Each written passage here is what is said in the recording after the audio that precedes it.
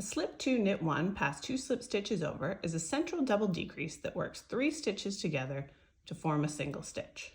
Here's how to work it. Slip the first 2 stitches as if you were going to work a knit 2 together. Then knit the next stitch. And then you're going to pass those 2 slip stitches over by inserting your left needle into the 2 stitches and passing them over and off.